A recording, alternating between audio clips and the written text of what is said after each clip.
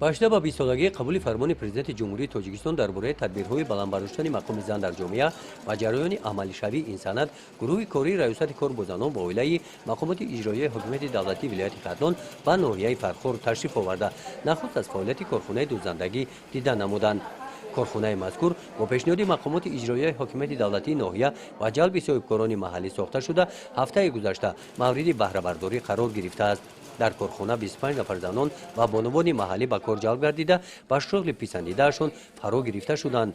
طبق اطلاع رهبریت کارخانه این اولی کار است. در آینده طلبات بازار را به نظر گرفته با گشوده شدن بست علاوگی شماره کارگران زیاد کرده شده. فعالیت کارخانه در دو بست به راه مانده می شود.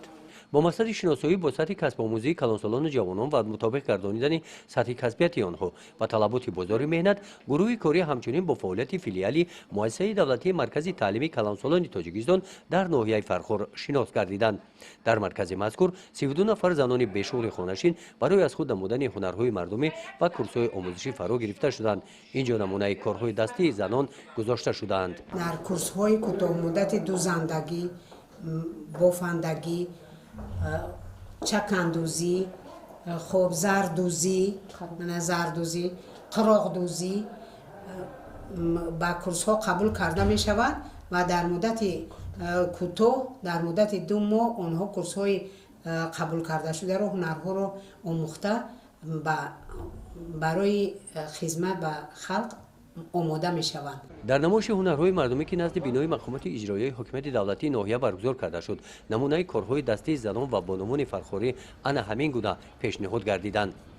در همایش با اشتراک زنان فعال ناحیه بخشیده به قبول فرمان پرزیدنت جمهوری تاجیکستان درباره تدبیرهای بلندبرداشتن مقام زن در جامعه که در تالار مقامات اجرایی حکومت دولتی ناحیه دایر گردید، ذکر گردید که فرمان درباره تدبیرهای بلندبرداشتن مقام زن در جامعه زمینه خوبی قانونگذاری را در سمت بهبودی زندگی بانوان فراهم آورده. در این سمت در ناحیه تدبیرهای ضروری اندیشیده شده ایستادند.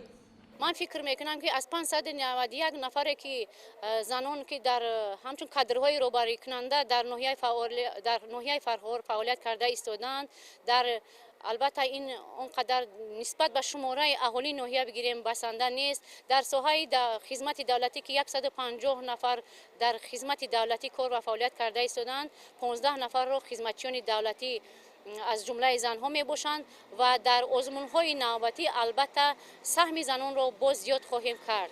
قید گردید که در ناحیه فرخار 49.9% اهالی را زنان تشکیل می‌دهند. در ساحه خدمت دولتی از 150 نفر کارمندان 15 نفرش زنان هستند.